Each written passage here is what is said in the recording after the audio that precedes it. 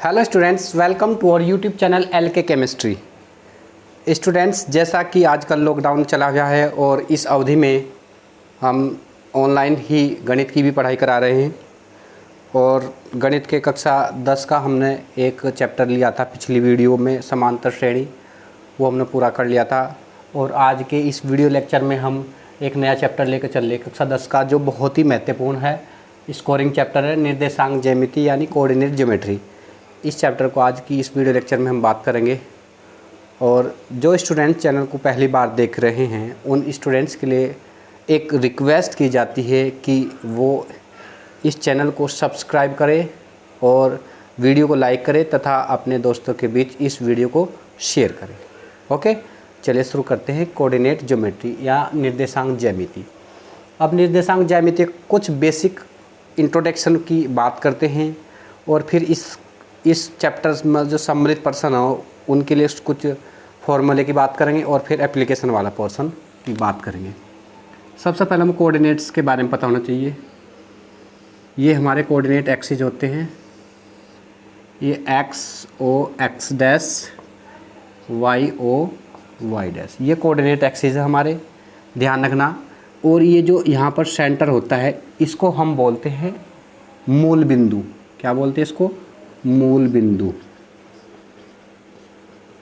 English में बोलते हैं ओरिजिन, ओरिजिन, ठीक।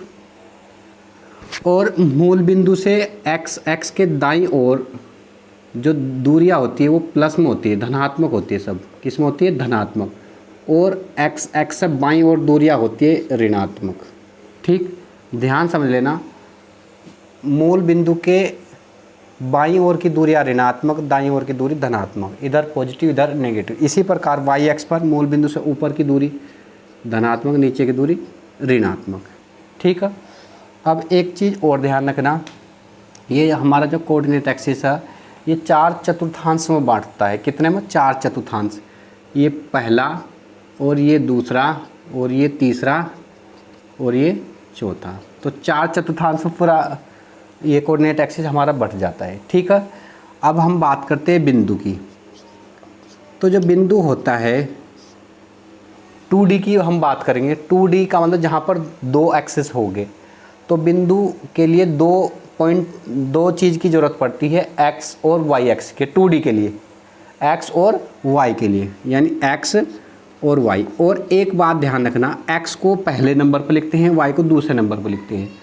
और जो x होता है इसको हम बोलते हैं भुज और y होता है इसको हम बोलते हैं कोटि,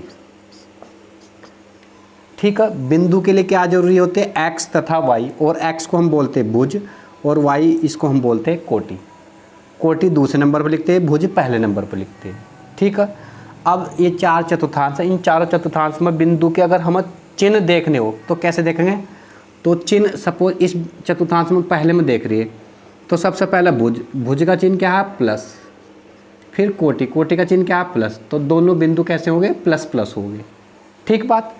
अब हम बात करते हैं दूसरे चतुर्थांश में। तो पहले क्या लिखते हैं? भुज क्या है? माइनस। और कोटि क्या है? प्लस। तो दूसरा बिंदु कैसा होगा? माइनस व प्लस। अब हम बात करते हैं तीसरे चतुर्थांश में। तो तीसरे में पहले भुज क्या है? माइनस। और कोटि वाई क्या है? ये माइनस। तो तीसरे चतुर्थांश में दोनों बिंदु का साइन कैसा होगा? माइनस माइनस होगा। इसी प्रकार हम चौथे चतुर्थांश में बात करते हैं। पहले भुज लिखते हैं, भुज का चिन्ह क्या है? प्लस। और कोटि का चिन्ह क्या है? माइनस। समझ में आ रही बात? तो इस तरह से हम पूरे चतुर्थांश में हम प्लस माइनस या माइनस प्लस के आधार पर बिंदु की स्थिति को बता सकते हैं कि कौन सा बिंदु कौन से चतुर्थांश में स्थित होगा। जैसे हम एक छोटी सी एग्जाम्पल की बात करते हैं, कुछ एग्जाम्पल बात करते हैं।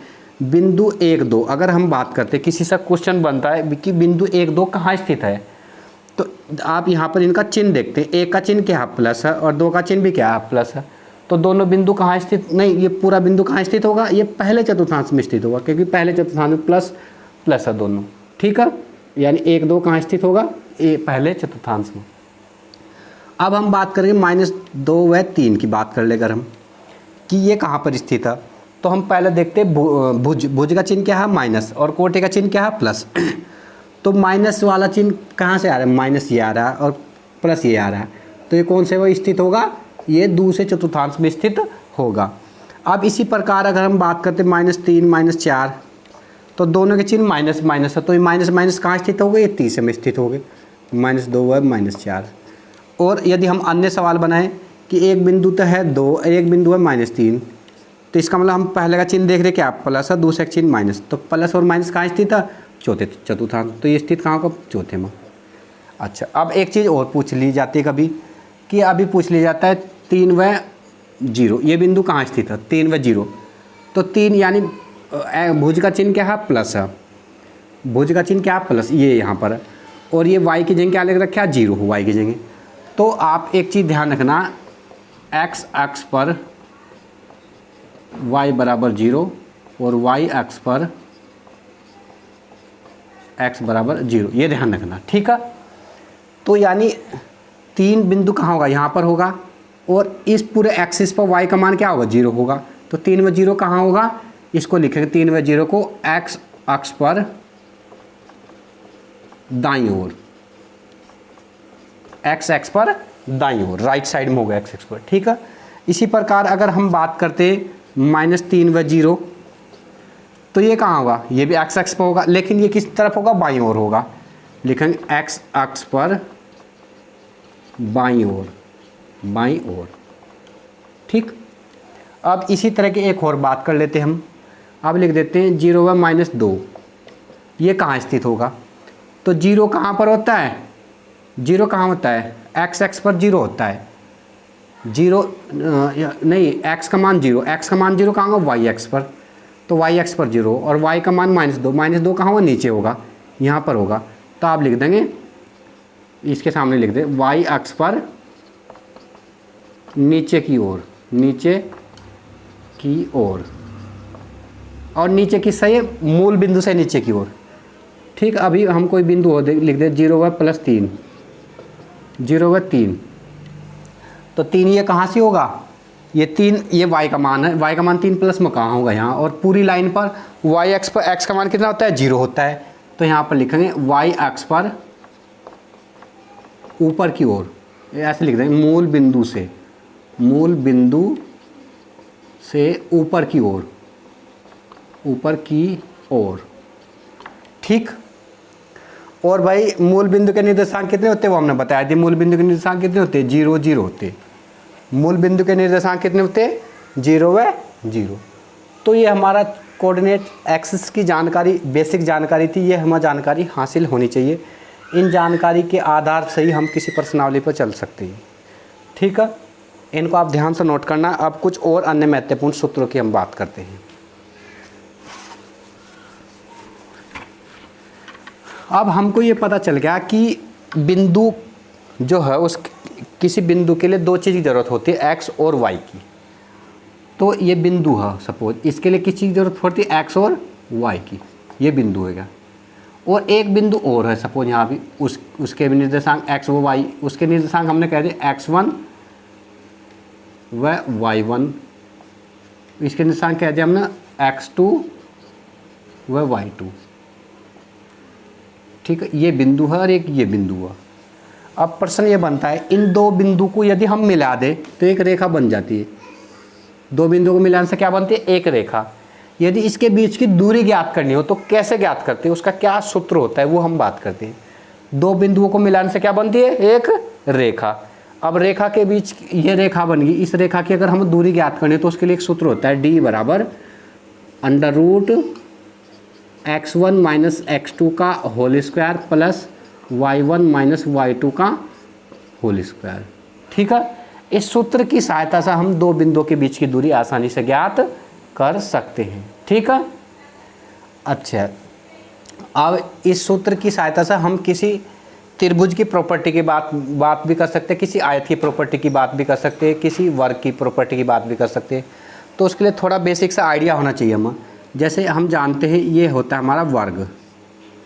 वर्ग में कितने बिंदु, A B C D, और यदि हमें चार बिंदु के निर्देशांक दिए हुए हो और हमें चेक करना ये कौन सा वर्ग है, वर्ग है आयत है, तो उसके लिए हम इनकी ये चारों दूरी ज्ञात करते, A B हैं, B C C D और D है, ये चारों दूरी ज्ञात करते। यदि चारों दूरी बराबर आ रही है आपस में तो हम कह सकते हैं ये वर्ग होगा। तो वर्ग में क्या होते हैं, सभी भुजा बराबर होती है, सभी भुजा समान होती है। और यदि हम बात करेंगे आयत की, ए बी सी डी, तो आयत में क्या होगा, आयत में आमने सामने की भुजा समान होती है, समान होती है। ये भुजा तो इसके समान होगी और ये भुजा इसके समान होगी, तो उस आधार पर हम कह सकते हैं ये आयत होगा। ठीक है, ये चीज़ें आएगी हमारे अभी प्रैक्टिस जब हम करेंगे। और एक चीज़ और, त्रिभुज कितने प्रकार के होते हैं, त्रिभुज 3 प्रकार के होते हैं भुजा के आधार पर। भुजा के आधार पर त्रिभुज कितने प्रकार के होते हैं, 3 प्रकार। यहाँ भुजा के आधार की बात होगी। एक त्रिभुज होता है समबाहु त्रिभुज, एक त्रिभुज होगा समबाहु त्रिभुज, समबाहु त्रिभुज। समबाहु त्रिभुज की तीनों भुजा कैसी होती है, तीनों भुजा समान होती है। यदि त्रिभुज ये ए बी सी कोई त्रिभुज है, इसकी तीनों निर्देशांक ज्ञात हो, यानी इसके सिरों के निर्देशांक यदि हमें पता हो तो हम तीनों दूरी ज्ञात करेंगे। यदि तीनों दूरी बराबर आ रही तो त्रिभुज समबाहु होगा, अगर बराबर नहीं होगी तो समबाहु नहीं होगा। ठीक है, एक होता है समद्विबाहु, ए बी सी। तो समद्विबाहु त्रिभुज की क्या परिभाषा होती है, समद्विबाहु त्रिभुज की कोई दो भुजा समान होती है। ये ध्यान रखना पड़ेगा। समद्विबाहु त्रिभुज में त्रिभुज की कोई दो भुजा कैसी होगी, समान होगी। यदि समान है तो वो समद्विबाहु होगा, अन्यथा नहीं। अच्छा, एक त्रिभुज और होता है हमारा, यहाँ लिख देते हैं, विषमबाहु त्रिभुज। विषमबाहु त्रिभुज की तीनों भुजाएं असमान होती है, असमान होती है। विषमबाहु त्रिभुज में तीनों भुजा कैसी होती है, असमान होती है। तो हम उस आधार पर बता देंगे त्रिभुज की तीनों भुजाएं असमान आ रही तो वो विषमबाहु त्रिभुज होगा। ठीक है, ये कुछ बेसिक से आइडिया थे, ये इस दूरी सूत्र की मदद से इन सब को हम ज्ञात कर पाएंगे, इस फॉर्मूले की मदद से। ये सब चीज़ें अगर कहीं पर प्रॉब्लम आती है तो हम वहाँ देख सकते हैं कि आयत होगा, वर्ग होगा, समबाहु होगा, विषमबाहु या समद्विबाहु त्रिभुज होगा। ठीक है, आप इनको भी नोट कर लेना, ये सारे कंसेप्ट काम आने वाले हैं। अच्छा, अब हम थोड़ा सा आगे चलते हैं। बहुत ही महत्वपूर्ण कंसेप्ट है जिसकी बात अब हम करेंगे। वो है क्या, हमारा सपोज ये त्रिभुज है कोई, ये त्रिभुज है ए बी सी। ए के निर्देशांक x1 y1, बी के x2 व y2 और सी के x3 व y3 हो। तो सवाल है त्रिभुज के केंद्रक के यदि निर्देशांक ज्ञात करने हो तो त्रिभुज के केंद्रक के निर्देशांक, केंद्रक ये होगा इसका, ये केंद्रक होगा। इसके यदि निर्देश, ये सेंटर है ना इसका, इसके यदि निर्देशांक ज्ञात करने हो तो x बराबर होगा x1 plus x2 plus x3 बटे 3 और y का मान होगा y1 plus y2 plus y3 बटे 3, ये हो जाएगा। ठीक है। अच्छा, अब एक चीज़ और ध्यान रखना, सपोज ये कोई रेखा है, ये a b, इसके निर्देशांक x1 व y1 और इसके निर्देशांक हो x2 व y2। तो इसका एक मध्य बिंदु c होगा। तो मध्य बिंदु के निर्देशांक कैसे ज्ञात करते हैं, तो रेखा के मध्य बिंदु के निर्देशांक तो x बराबर होगा x1 प्लस x2 बटे 2 और y बराबर होगा y1 प्लस y2 बटे 2।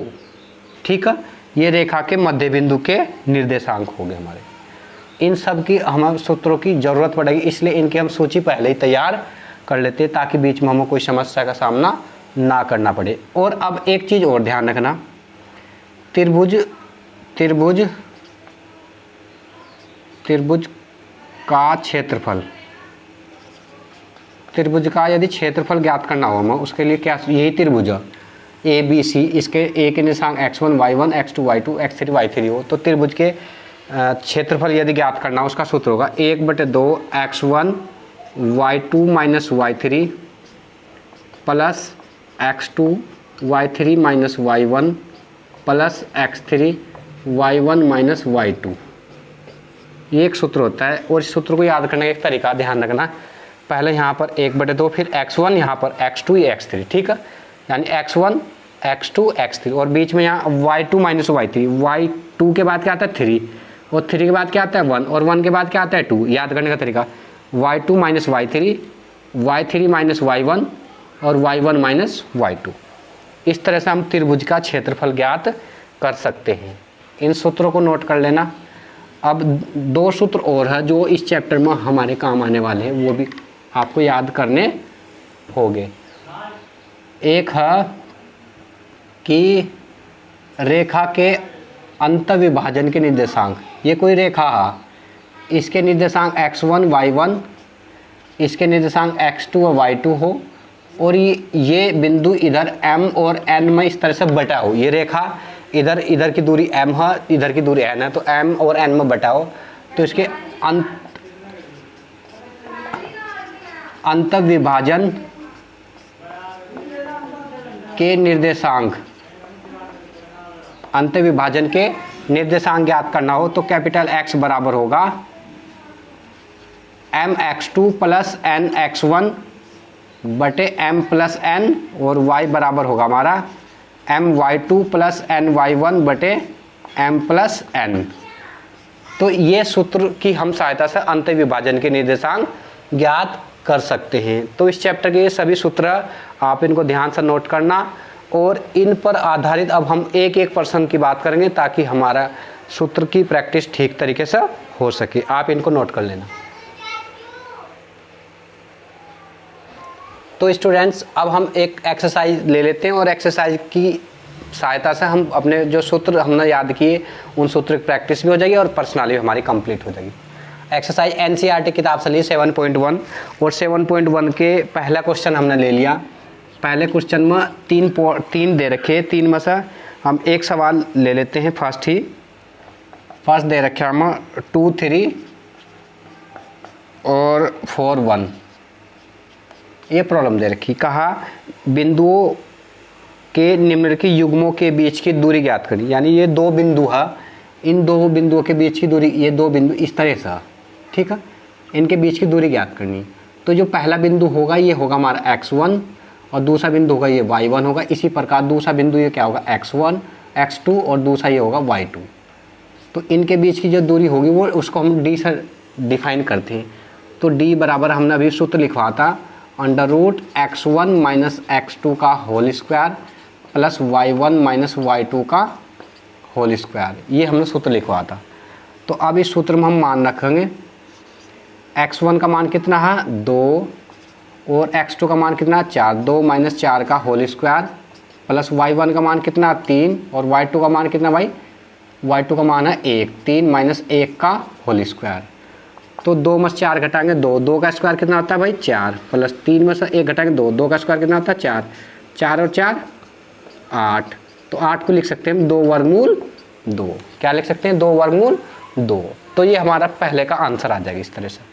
अब इसी का थर्ड भी हम ले लेते हैं। थर्ड वाला बहुत इंपॉर्टेंट, कई बार सवाल में पूछेगा। ए बी ये एक बिंदु दिया, दूसरा बिंदु -a व -b, एक बिंदु ये दे दिया हमें, ठीक है। अब ये बिंदु बिल्कुल ऐसे समझो, ये ऐसे है हमारे बिंदु। तो ये हमारा x1, ये y1, ये x2 और ये y2 और इनके बीच की दूरी कितनी होगी, ये d होगी। तो d बराबर हम सूत्र में मान रखेंगे, क्या सूत्र हमारा x1 माइनस x2 का whole square plus y1 minus y2 का होल स्क्वायर, ठीक है जी। अच्छा, अब हम क्या कर रहे हैं, ध्यान दीजिए, यहाँ पर x1 और y1 की पहचान कर रहे हैं। तो x1 के प्लेस पर क्या रखा वहाँ पर a, और x2 के प्लेस पर क्या रखे हैं वहाँ पर -a, तो -a और माइनस सूत्र का तो माइनस माइनस प्लस हो जाएगा, तो a + a का होल स्क्वायर। ठीक है, अब इसी प्रकार आप देखो यहाँ प्लस y1 की वैल्यू कितनी है b, और y2 की वैल्यू कितनी है b, वो माइनस की, तो माइनस माइनस प्लस हो जाएगा, तो ये इस तरह हो जाएगा हमारा होल स्क्वायर, b + b का होल स्क्वायर। ओके, अब ये जुड़ जाएगी राशि, तो 2a 2a का whole square plus b 2b का होल स्क्वायर का वर्गमूल। ठीक है, अब इसको हम हल करें, 2 का स्क्वायर 4, a का square a square plus 4b square, 4b square.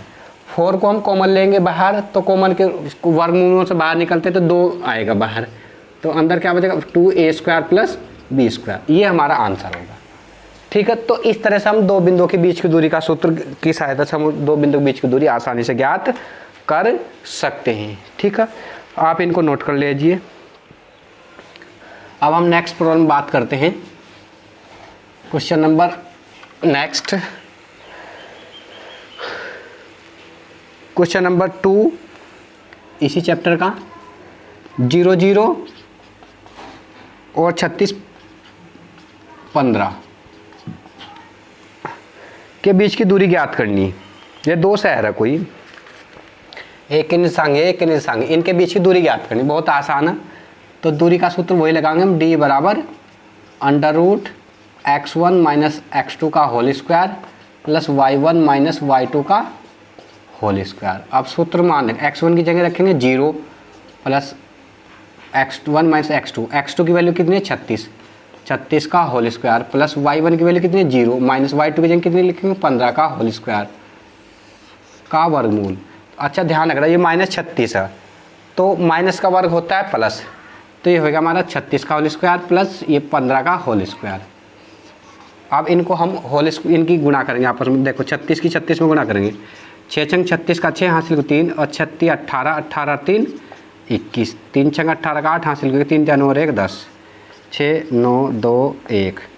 अच्छा अब इनको 15 15 225, तो 225 इसमें हम क्या कर देंगे ऐड कर देंगे, 15 का वर्ग कितना 15 15 225, 225 में ऐड कर देंगे, 6 5 11 का 1 हासिल को 9 और 1 10 और 2 12 का 2 हासिल को 2 2 4 1 5 1 बराबर आएगा वर्गमूल 1521। ठीक है, तो ये इसका आंसर आ गया। तो इस तरह से हम फॉर्मूला की सहायता से दो बिंदुओं के बीच की दूरी हम आसानी से ज्ञात कर सकते हैं। अब हम तीसरा सवाल लेकर चलते हैं और बहुत ही महत्वपूर्ण सवाल है तीसरा। तीसरे सवाल में क्या पूछा हमसे, ध्यान देना, निर्धारित करो कि बिंदु ये संरेखी है। देखना संरेखी वाला जो सवाल होगा, यदि तीन बिंदु संरेखी का मतलब एक रेखा में बिल्कुल सीधी रेखा में है, तो इसका मतलब उनसे कोई त्रिभुज नहीं बन सकता। तो इसको हम दूसरे तरीके से सिद्ध करेंगे, यदि तीन बिंदु संरेखी यदि है तो त्रिभुज का क्षेत्रफल 0 होगा, यानी त्रिभुज नहीं बनने का। तो हम इसमें वही सूत्र लगाएंगे, त्रिभुज के क्षेत्रफल का सूत्र लगाएंगे। त्रिभुज के क्षेत्रफल यदि 0 आ रहा तो बिंदु संरेखी होंगे, अन्यथा संरेखी नहीं होंगे। बिंदु क्या दिए हमारे पास 1 5, देखो ये त्रिभुज बना दिया हमने। दूसरा बिंदु क्या दे दिया 2 3, तीसरा बिंदु क्या दे दिया -2 व 11, -2 व -11, इस तरह से दे दिए। अब हमको चेक करना है क्या ये निर्धारित कीजिए कि बिंदु ये संरेखी है।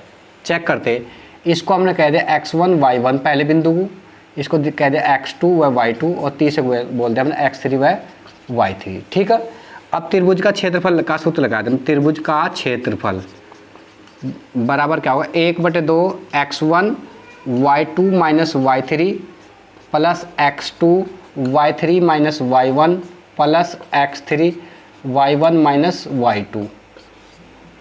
तो ये हमने सूत्र लगा दिया।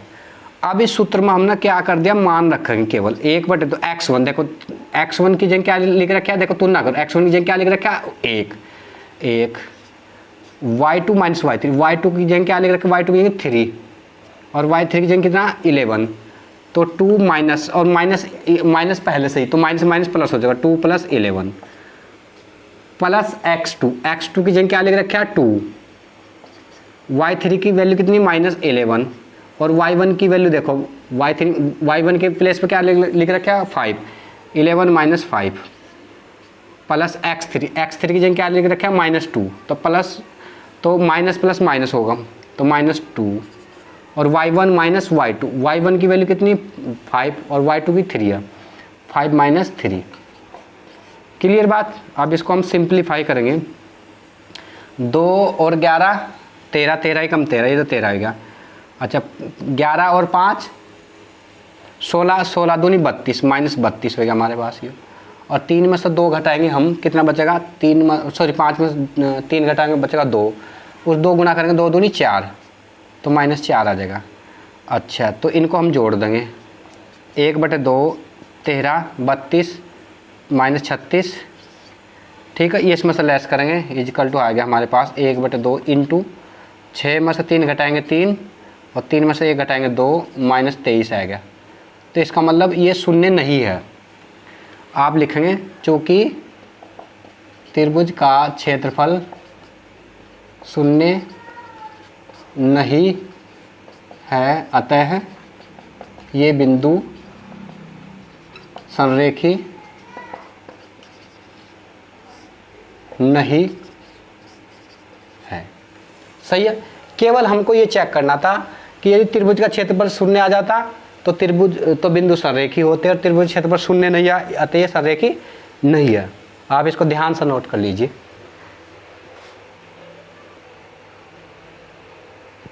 एक सवाल नंबर 4 दे रखा है, ये जांच कीजिए कि बिंदु ये समद्विबाहु त्रिभुज के शीर्ष है। देखो ये बिंदु दिए हम A B C, तो A के निर्देशांक 5 व -2, B के निर्देशांक दिए 6 व 4, C के निर्देशांक दिए 7 व -2, 7 व -2। तो जांच कीजिए कि क्या बिंदु समद्विबाहु त्रिभुज के शीर्ष है या नहीं। तो इसके लिए क्या करेंगे, हम तीनों दूरी ज्ञात करेंगे, A B B C C A, ये तीनों दूरी ज्ञात करेंगे। इन दूरी के आधार पर हम बता सके बिंदु संरेखी है या नहीं है। देखो अब ध्यान से समझ लेना, हम सबसे पहले ज्ञात करते ए बी दूरी। अब डायरेक्ट ज्ञात करने का तरीका सिखा देते हैं हम आपको ना। हमें सूत्र पता x1 - x2, यानी पहले दोनों x1 ये x1 होगा, ये x2 होगा, ये x3 होगा, ये y1 ये y2 ये y3। पहले में से इसमें से ये घटा देंगे, इसमें से ये घटाना, 5 - 6 का स्क्वायर प्लस -2 -4 का होल स्क्वायर। समझ आ रही है, पहले में से पहला, दूसरे में से दूसरा। अच्छा बराबर 5 में से 6 घटाएंगे 1, 1 का स्क्वायर 1, और ये 2 और 4 कितने हो जाएगा 6, 6 का स्क्वायर 36, तो बराबर आ जाएगा वर्गमूल 37 आएगा ये, ठीक। अच्छा अब हम चलते हैं बी सी ज्ञात करते हैं। बी सी हमारी बी सी है पहले में से पहले, यानी 6 - 7 का whole square plus 4 - 2 minus plus 4 + 2 का होल स्क्वायर बराबर कितना आ जाएगा, 6 में 7 घटाएंगे 1, 1 का स्क्वायर 1 प्लस 6, 4 और 2 6, 6 का स्क्वायर 36 बराबर वर्गमूल 37। देखो हमें दो दूरी बराबर होगी। अब हम तीसरी दूरी हमें ज्ञात करने की जरूरत है, क्योंकि उसने कहा समद्विबाहु त्रिभुज है। हम यही कह सकें अतः ये समद्विबाहु त्रिभुज के शीर्ष है, चूँकि अब लिखते हैं चूँकि ए बी बराबर बी सी, ठीक है। बस इतने से हमारा काम बन गया। तो इस तरह से हम ये दूरी के सूत्र की सहायता से ही इसका आंसर आसानी से ज्ञात कर पा रहे हैं। अब हम कुछ प्रॉब्लम लेते हैं। आपका ये क्वेश्चन नंबर 6 दे रखा, इसमें ये 4 बिंदु दे रखे, इसमें लिखा है निम्नलिखित बिंदुओं द्वारा बनने वाले चतुर्भुज का प्रकार बताना हम। तो भाई ये जो आपका दे रखा है क्वेश्चन नंबर 6, इसमें 3 क्वेश्चन दे रखे, 3 में से कोई हम एक ले लेते हैं, बाकी आप प्रैक्टिस करके देखना। यदि नहीं होगा तो आप पूछ सकते हैं। फर्स्ट ले लेते हैं 6 का फर्स्ट। देखो ये इस तरह से हमने चतुर्भुज बना दिया, कोई हमें पता नहीं क्या है ये, ए बी सी डी। ए के निर्देशांक कितने दे दिए 1 व -2, -1 व -2, और बी के दे दिए 1 व 0, और सी के दे दिए -1 व 2, -1 व -2, -1 व 2, ये 2 ये प्लस कहा, ठीक है। और भाई डी के दे दिए -3 व 0, -3 व 0, ये निर्देशांक दे दिए। तो अब हमें चारों दूरियां ज्ञात करनी। चारों दूरी ज्ञात करने के आधार पर ही हम बता सकते हैं ये त्रिभुज चतुर्भुज कैसा होगा। सबसे पहले हम ज्ञात करते ए बी। अभी हमने ज्ञात करने का तरीका बता, बस ध्यान समझ लेना बात। ए बी यानी पहले में से पहला का स्क्वायर, यानी -1 का होल स्क्वायर। पहले में से पहला घटा, दूसरे में दूसरा, बीच में प्लस का चिन्ह, प्लस -2 -0 का होल स्क्वायर। ठीक, अब देखते हैं -1 कितना, -2 का स्क्वायर, माइनस का स्क्वायर प्लस होता है, 2 का स्क्वायर होगा 4, प्लस यहाँ कितना है 2 में -2 माइनस का वर्ग प्लस 2 का स्क्वायर 4 बराबर वर्गमूल 8 आएगा हमारा। ठीक, अब बी सी निकाल लो। बी सी कैसे ज्ञात करें, ये है बी सी। पहले में से पहला घटाओ तो -1 का होल स्क्वायर प्लस 0 -2 का स्क्वायर, 0 -2 का होल स्क्वायर बराबर -1 2 -2 माइनस का वर्ग प्लस 2 का स्क्वायर 4 प्लस यहाँ -2 का स्क्वायर 4, वही ये वर्गमूल 8 आएगा हमारे। इसी प्रकार बी सी के बाद निकालो सी डी कैसे निकाल लेंगे हम, पहले में से पहला यानी x मत x, -1 -3 माइनस प्लस हो जाएगा, -1 + 3 का होल स्क्वायर प्लस 2 -0 का होल स्क्वायर बराबर। अब देख रहे 3 में से 1 घटाएंगे 2 का स्क्वायर 4 प्लस 2, यहाँ 2 में 0 घटाएंगे 2 का स्क्वायर 4 बराबर वर्गमूल 8। फिर निकालेंगे डी ए बराबर क्या लिखे जाएगा, पहले में से पहला घटाना, डी ए -3 और ये -1 तो ये प्लस का हो जाएगा, प्लस -1 -3 + 1 का होल स्क्वायर प्लस 0 -2 प्लस 2 का होल स्क्वायर बराबर ये कितना है, -3 में से 1 घटाएंगे 2 का स्क्वायर 4 प्लस यहाँ 2 का स्क्वायर 4 बराबर वर्गमूल 8। बच्चों सूत्र यही लग रहा है, डी बराबर कन्फ्यूज मत होना, x1 - x2 का whole square plus y1 - y2 का होल स्क्वायर। अब इसमें आपको पकड़ कैसे करनी, x1 यानी पहला जो बिंदु 2 होगा उसमें पहला, यहाँ पहला और दूसरे बिंदु का भी पहला शुरू यानी शुरू के x होगा बाद के y, तो x1 - x2 का whole square plus y1 - y2 का होल स्क्वायर। तो आप देख रहे हैं ये चारों दूरियां कैसे आ रही, आपस में बराबर आ रही। अब आप लिख दोगे चूंकि ए बी बराबर बी सी बराबर सी डी बराबर डी ए, अतः ये बिंदु वर्ग के शीर्ष है, वर्ग के शीर्ष है। ठीक, अतः ये किसके शीर्ष हो गए, वर्ग के शीर्ष हो गए। तो इस तरीके से हम अन्य सवाल भी इसके कर सकते हैं। अब इसके ये सवाल 7, 8, 9 ये हम अगली वीडियो में कवर करेंगे, अभी यहीं तक छोड़ देते हैं। और यहाँ तक के जो प्रॉब्लम हमने कराई वो तो आपको कर लेनी चाहिए, और जो नहीं कराई उसकी खुद प्रैक्टिस करनी। यदि नहीं आई तो आप कमेंट सेक्शन में बता सकते हैं, ठीक है। और यदि वीडियो आपके लिए लाभदायक सिद्ध हो रही हो तो प्लीज़ चैनल को लाइक, सब्सक्राइब एंड शेयर करना। Thank you.